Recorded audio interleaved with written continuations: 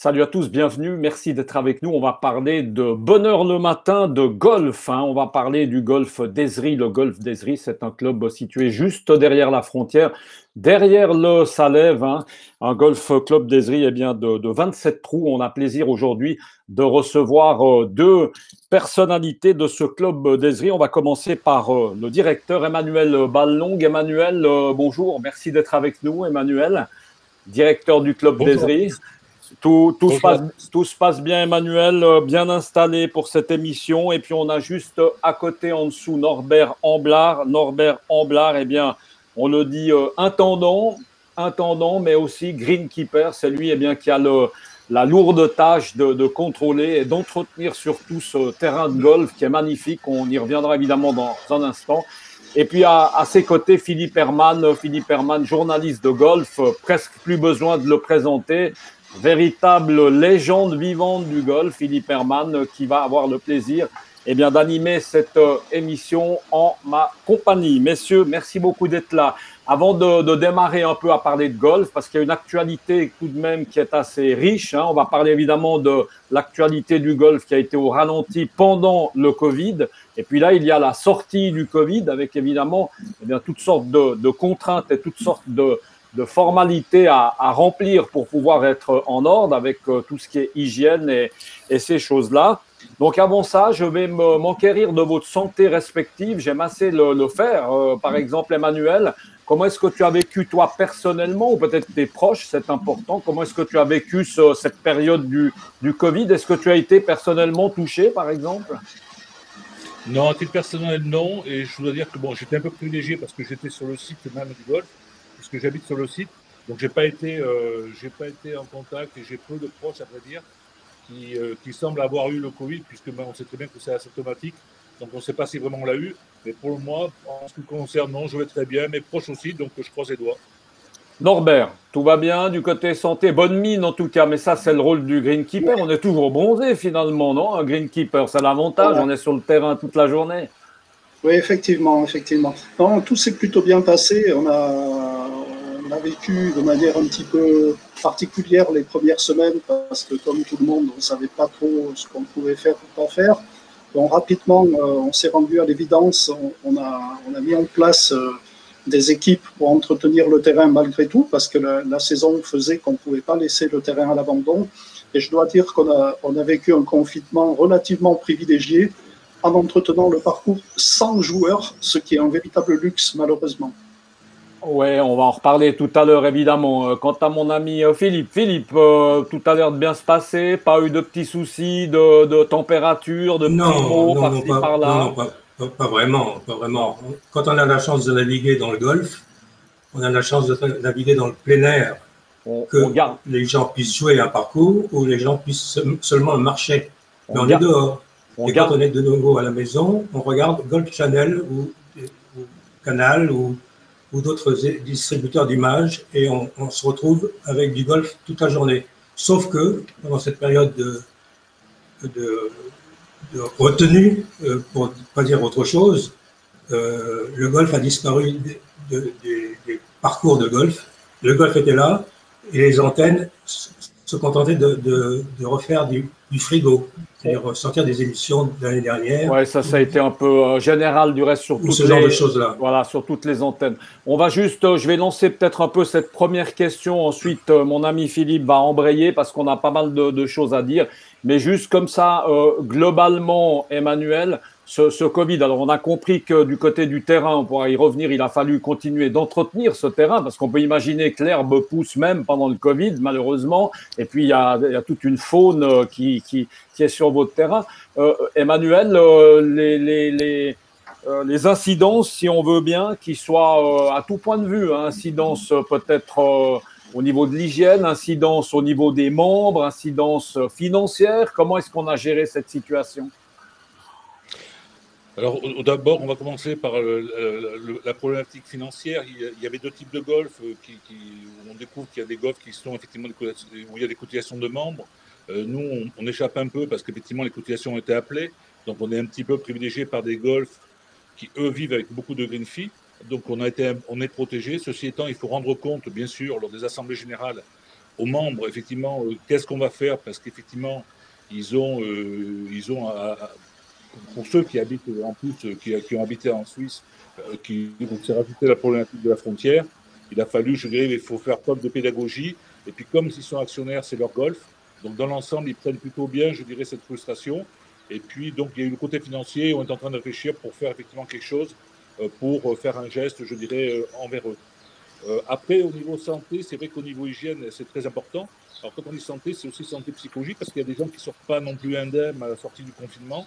Pour certains, c'était très difficile. Je pense à ceux, notamment au niveau que ce soit du personnel, notamment qui ont des enfants en bas âge. C'était compliqué avec les gardes d'enfants, etc., qui se sont ajoutés.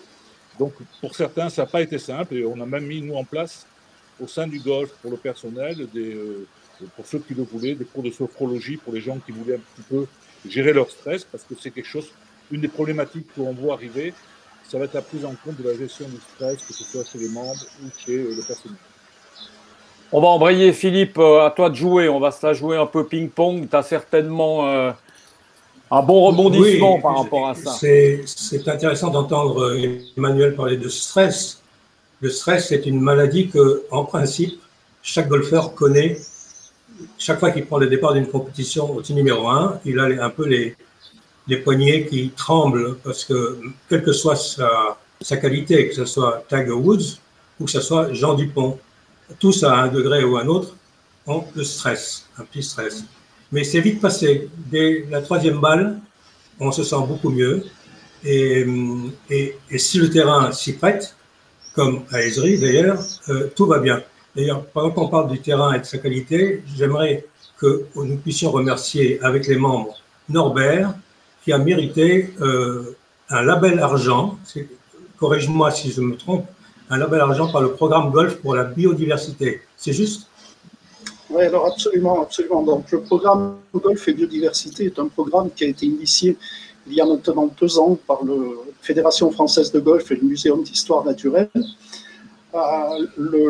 L'origine, en fait, de ce programme remonte à l'organisation de la Ryder Cup au Golf National, dans les contreparties, on va dire, à l'entretien un petit peu plus poussé du parcours, devait être mis en place tout un système d'inventaire de la faune et de la flore au niveau du golf national et avoir des éléments pour pouvoir démontrer l'impact de l'organisation de ce type de compétition.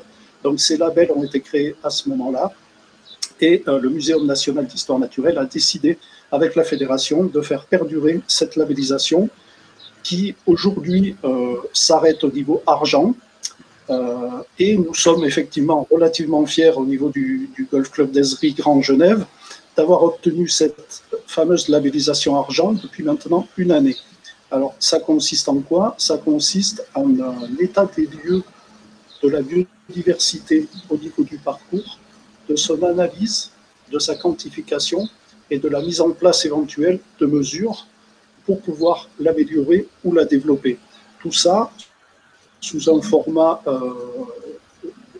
qui est standardisé au niveau européen, c'est-à-dire ce qu'on appelle un format IQE, qui signifie indicateur de qualité environnementale, et ça permet de comparer aussi bien des golfs entre les pays, mais aussi bien la revalorisation d'une décharge, une friche urbaine, etc. C'est un système standardisé d'évaluation de la qualité environnementale.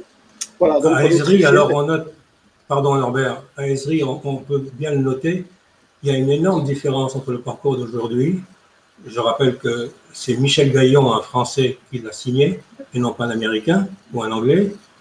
Il a été créé en 1990, et depuis 90 jusqu'à aujourd'hui, c'est pratiquement un autre parcours à qui on a affaire, et sur 6306 mètres. Quel est le principal changement intervenu dans ces 20 ans qui viennent de passer? 30 ans, pardon, qui viennent de passer. Alors, il y a plusieurs changements. On a coutume de dire dans la profession qu'un golf atteint sa maturité à partir de 20 ans. Alors, pourquoi? Parce que les surfaces engazonnées ont besoin d'acquérir une certaine, ce qu'on appelle professionnellement du feutre, en fait, une certaine souplesse, une certaine homogénéité. C'est ce qui fait qu'en général, lorsque vous allez jouer sur ce que l'on qualifie de vieux parcours, vous allez avoir une sensation de jeu assez différente. Donc déjà, dans l'évolution d'un parcours, il y a cette première phase des 20 ans qui souvent amène une qualité, on va dire, supplémentaire. Après, clairement, il y a eu des choix qui ont été faits, et là, je dois saluer les prises de décision des différents comités et conseils d'administration du golf, qui ont toujours eu cette vue environnementale et écologique dans les prises de décision. Donc clairement, on a su garder un parcours que vous connaissez tous évidemment, qui est dans un endroit totalement incroyable en termes d'environnement, puisqu'on est dans un environnement rural, agricole, bucolique, et qui est complètement ouvert à la faune et à la flore. Alors ça pose parfois quelques problèmes évidemment, puisque vous vous doutez bien que nos amis les sangliers par exemple ne sont pas toujours les bienvenus, mais tout ça fait qu'il y a une circulation extrêmement importante en termes d'espèces, qu'elles soient végétales ou animales, au niveau du golfe, qui plus est, qui se situe dans ce qu'aujourd'hui on appelle Norbert, pardon le territoire du Grand Chenel. Norbert, pardon de vous interrompre. On va essayer d'avancer un petit peu, parce qu'on a quand même un temps qui est un peu imparti. Donc, je sais que vous pouvez en parler pendant 3 heures. J'ai déjà eu l'occasion de vous avoir avec moi et vous êtes un puissant fond. Mais le pauvre Emmanuel, il est en train de s'impatienter là-bas en haut. Donc, on va revenir un petit peu à ce que vous nous avez dit. Le label d'argent, simplement, je crois, une question pour avoir le label d'or. Mais très rapidement, qu'est-ce qu'il va falloir faire pour avoir ce label ? Alors, le cahier des charges d'obtention du label or est en train d'être élaboré par le Muséum national d'histoire naturelle. Donc, nous avons déjà mis en place, nous, de notre côté, des mesures, puisque schématiquement, le label or, ça veut dire identifier les points que l'on peut améliorer, mettre en place des mesures concrètement et quantifier le résultat. Voilà en gros en quoi consiste la labellisation or, c'est-à-dire améliorer la biodiversité au travers de mesures concrètes. Emmanuel, on en revient.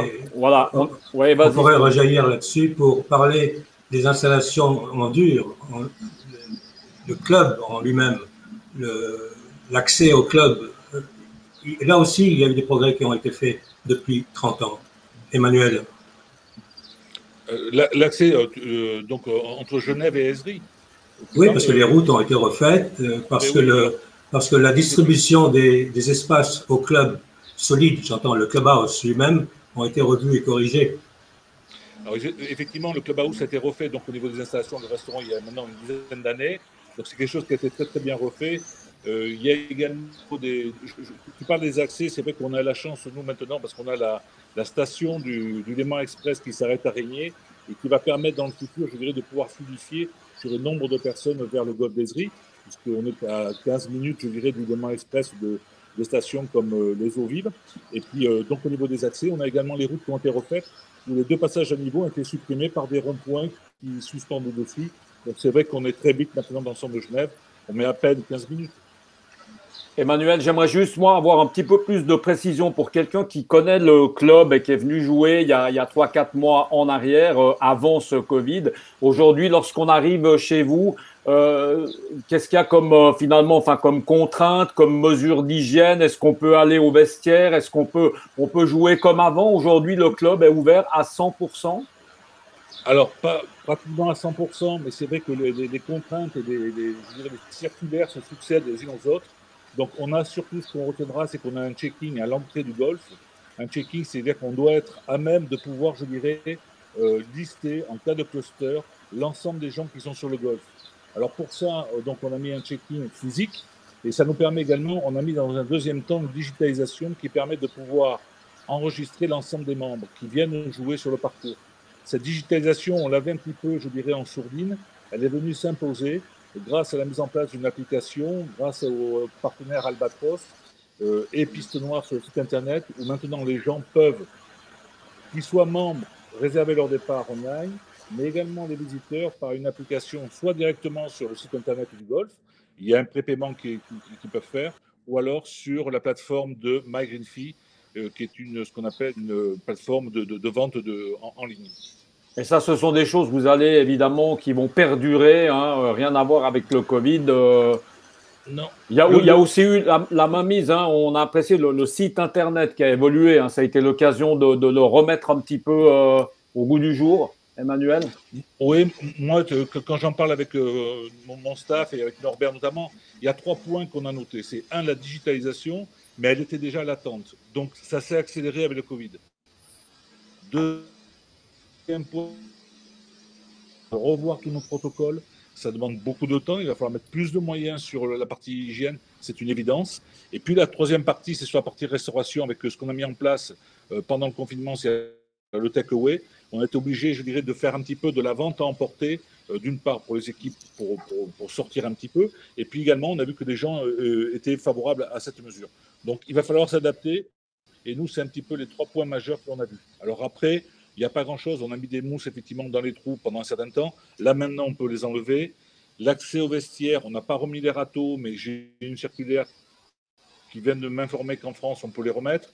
C'est le cas, je crois, également en Suisse. Il y a les vestiaires, effectivement, où l'accès est limité à 10 dans les vestiaires. Il y a quelques contraintes, mais je dirais que dans l'ensemble, je dirais, le jeu est revenu à la normale. Et on a la chance aussi d'être une activité de plein air. Et je le vois et je commence à le pressentir, c'est qu'on a je dirais pas un afflux, mais on a un véritable intérêt et le golf a véritablement une carte à jouer à la sortie du confinement parce que les gens ont plus que jamais envie de faire. À tous les niveaux. Et si on parle sportivement parlant, il a fallu évidemment refaire tout le planning, tout le programme de A à Z parce que plein de choses étaient prévues. Chez toi, il y a des compétitions tous les week-ends, des interclubs, il y a des cours pour les enfants. Enfin, tout ça, il a fallu tout remodeler et tout revoir à zéro. Complètement. Alors, tout à fait, que ce soit les cours, effectivement, avec les pros qui ont dû, effectivement, je dirais, s'adapter, mais également au niveau des compétitions. Alors, on n'a pratiquement pas changé le calendrier. On a annulé toutes les compétitions qui étaient à venir. On ne maintient uniquement que les médailles, c'est-à-dire pour 70, 80 joueurs qui viennent le samedi jouer pour faire leur index. Là encore, en plus, une année où les index ont changé en France, puisqu'on est avec le World Handicap System. Donc, c'est une année vraiment de changement et de perturbation pour nos golfeurs à tous les niveaux. Donc, j'espère qu'ils vont tous bien sortir de là. Mais c'est vrai que c'est une année qui est vraiment l'année du changement à tous les niveaux. Une année où ça va être dur de baisser le handicap, là, alors, ou bien? Non, c'est ça. Il n'y a pas beaucoup de compétition pour le baisser. On va rester un peu scotché au handicap qu'on avait en début de saison. Par exemple. J'ai l'impression. Ouais, j'ai l'impression. Bon, Philippe, à toi. Le mot annulation est le mot le plus en vogue dans le golf aujourd'hui, à l'échelon mondial. À l'échelon mondial, il y a 2 jours ou 3, on a appris la disparition de la Ryder Cup pour cette année. Il y aura donc une Ryder Cup en 2021. Celle de 2020 est passée par pertes et profits. Et ce n'est pas le seul. Ce qui reste en jeu aujourd'hui dans le golf mondial, c'est le championnat USPGA qui va avoir lieu au mois d'août du côté de San Francisco. Éventuellement le US Open en septembre près de New York. Et en novembre, à la place d'avril, en novembre, le Masters à Augusta. Mais je parie ce que vous voulez aujourd'hui, que ces 2 grosses manifestations mondiales n'auront pas lieu non plus. Alors, ça a des répercussions sur le golf local, si je veux dire. À Esri, comme dans les clubs avoisinants, le programme sportif a pris un vieux coup. Le nombre d'annulations a augmenté, le nombre de reports a augmenté. La seule chose qui n'a pas changé dans ces clubs, c'est la bonne humeur des membres. Et Emmanuel et Norbert sont là pour le démontrer. C'était une question. Oui, vas-y, Emmanuel, à toi. Non, je rebondis sur ce que dit Philippe parce que c'est tout à fait exact. On sent que la sortie du confinement, alors la recherche de la performance, c'est que le haut niveau, ce qu'on appelle les sportifs, parce qu'en gros, le golfeur, on le divise en 3 en termes de marketing. Il y a le sportif, il y a le loisir et il y a le santé. Et on s'aperçoit que le sportif représente maintenant, sur les licenciés en France, 10 à 15% dans les clubs. Et tendance à se tarir. Alors, on le retrouve surtout sur les jeunes, et c'est une bonne chose, etc. Mais aujourd'hui, on voit bien qu'avec l'allongement en plus de la vie, puisque nous, on a 50 personnes qui ont 80 ans dans le club, dans 5 ans, on va en avoir 100. Et les gens qui ont 80 ans aujourd'hui, je peux vous dire que c'est des gens qui sont en bonne santé. Comme je dis, ils se refont les rotules, les hanches, etc. On a des gens qui arrivent en pleine santé à 80 ans, et il y a aussi un nouveau challenge à ce niveau-là. Emmanuel, on va embrayer, on va avancer un tout petit peu. Je suis désolé, je pousse un peu au niveau du rythme de ce qu'on doit faire. On doit parler peut-être de cet éventuel, on en parle, de Golf Club du Léman, de Golf Pass du Club du Léman. Ça voudrait dire que finalement, c'est un peu comme le Magic Pass en hiver. On pourrait tous aller un peu jouer les uns chez les autres avec une carte, avec un abonnement. Qu'en est-il? Alors, c'est pas tout à fait ça. C'est pas C'est pas aussi simple que ça. Non, l'idée c'est quoi, Michel? L'idée c'est quoi? C'est qu'on est en train de il y a une réflexion qui se fait avec beaucoup de golf autour du bassin lémanique. Quand vous prenez le bassin lémanique, enfin Philippe qui connaît le monde et qui a parcouru le monde entier ne me dira pas le contraire. Quand on voit la qualité des parcours, quand on parle de domaine impérial, quand on parle même de Lavaux avec ce magnifique paysage, quand on parle de Divonne, de Maison Blanche, d'Ezry, de Bossé, de Évian, on a des golfs de tout premier plan. Et on est très étonné, et je suis très étonné qu'effectivement, et là, avec la sortie de Covid, on voit la difficulté qu'ont les hôteliers, et il y a une véritable remise en question en termes de tourisme à faire, et je pense qu'il y a une carte à jouer au niveau du golf touristique autour du lac du Léman, et il y a un pass qui est effectivement en pourparlers avec donc Évian notamment, et puis il y a Divonne, il y a Beaumont aussi qui est intéressé, donc c'est des choses qui vont se mettre en place probablement dans le courant de l'année, et ça va permettre d'attirer, je pense, une population de qualité, de haut niveau, qui voudront jouer sur des parcours, je dirais, d'un certain standing, et qui vont se faire plaisir, et qui découvriront également en Genève, comme ils n'ont peut-être pas vu. Parce que quand vous allez à Lavaux, quand vous jouez à Évian, quand vous jouez, que ce soit à Maison Blanche, et surtout à Ezry, c'est splendide. On va repasser la parole à Philippe, là, 2 minutes. Philippe. Parce que moi qui ai couru un peu le monde, je peux vous dire que autour d'un bassin de, disons, à peu près un demi-million d'habitants, en prenant le Grand Genève, il est rare de trouver, non pas des golfs, mais des golfs de cette qualité en si grand nombre. C'est rarissime. Et alors, c'est curieux que ça nous arrive à nous, en Suisse ou en France voisine, parce qu'on n'est pas comparable à l'Écosse, on n'est pas comparable à la Floride, on n'est pas comparable à Californie. On est un petit coin rejeté de la France, en l'occurrence pour ce qui concerne Ezry. Et par exemple, quand on sait que Évian reçoit un majeur du golf féminin, on se dit, jusqu'à ce que ça arrive, les Américains avaient du mal à pointer l'endroit où Évian se situait.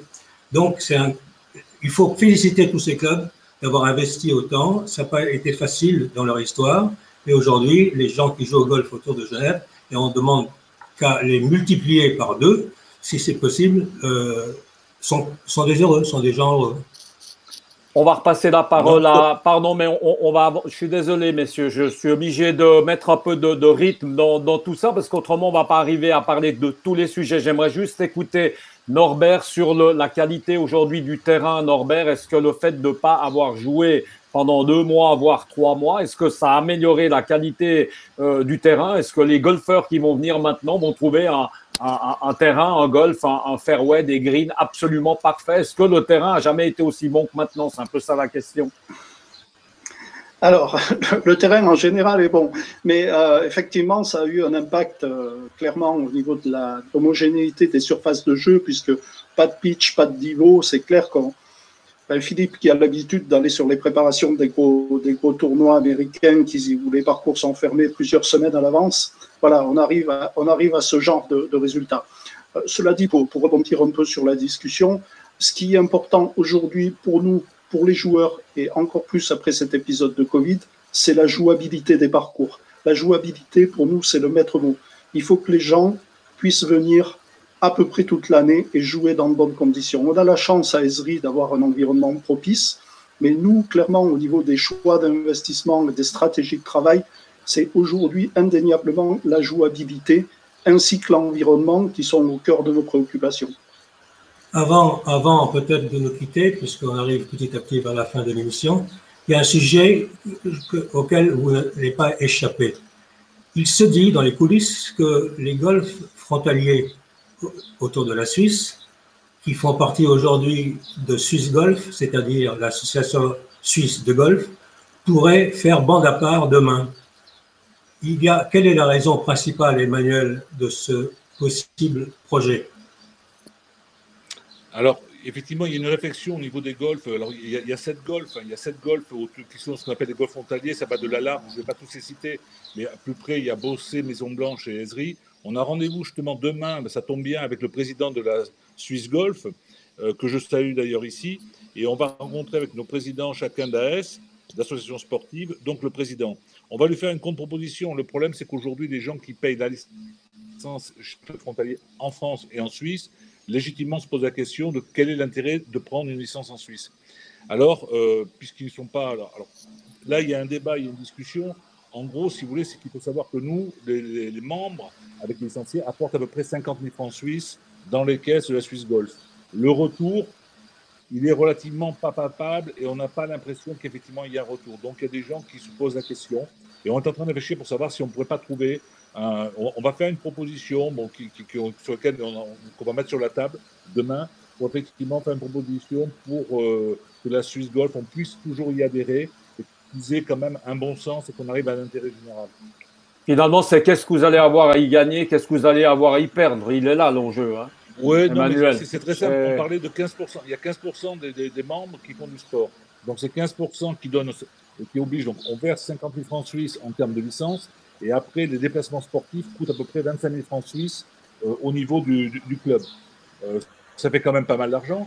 Donc, les gens se disent, mais dans quel but et pourquoi? Alors, on explique que c'est pour faire le championnat suisse. Souvent, nous, le championnat suisse, des fois, les dates correspondent au championnat français. On n'envoie pas nos meilleurs joueurs. Donc, on se dit, oui, mais alors c'est pour faire la balade. Donc, il y a pas mal de discussions en interne qui font que l'enjeu, il est là. Il y a beaucoup d'argent quand même en jeu. Il faut savoir que les 7 ou 8 ou 9 golfs de frontaliers rapportent chaque année 500 000 francs suisses à la Swiss Golf. Il faut que la Swiss Golf fasse un geste de façon à ce qu'on ne perde pas la Swiss Golf, mais que la Swiss Golf ne nous perde pas. Parce que si on passe devant notre assemblée générale, il est évident que la grande majorité de nos membres vont dire, écoutez, nous, la Swiss Golf, ça ne nous intéresse plus. Et là, on a l'idée de la réponse? Non. Je pense que ça va se faire durant l'été. Je pense que durant l'été et à la rentrée, on aura une réponse de principe sur comment ça va se passer. Ok, affaire en tout cas à suivre. On va terminer avec quelque chose qui est bien sympa en tout cas, que vous avez mis sur pied par rapport au personnel hospitalier, par rapport à plusieurs cliniques dont les HUG, etc. Vous vous donnez en fait un droit de jeu, hein, vous organisez des cours pour initier ces gens-là qui ont participé activement au Covid. Ça va se passer en juillet et en août. 2 mots encore, Emmanuel, pour toi par rapport à ça? Oui, mais là encore, il faut savoir que dans les clubs, nous on le fait parce qu'on a beaucoup de contacts. Le HUG, le premier employeur de la ville de Genève, donc je le rappelle, donc on a beaucoup de gens qui sont chez nous et qui nous ont demandé, on a discuté avec eux, donc on l'a fait avec bienveillance au départ. Ne soyons pas naïfs aussi. Nous avons chaque année 5% de membres qui partent, qui décèdent, qui s'en vont, qui bougent.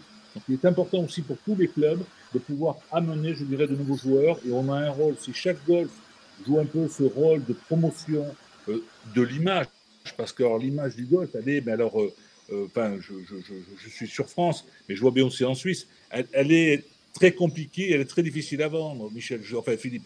Moi, s'il y a un truc qui a été raté pour nous dans les instances fédérales, c'est l'image du golf. On n'a pas réussi à changer cette image, et qu'est-ce que c'est dommage, parce que le golf, quand c'est joué avec une âme d'enfant, c'est un sport magnifique.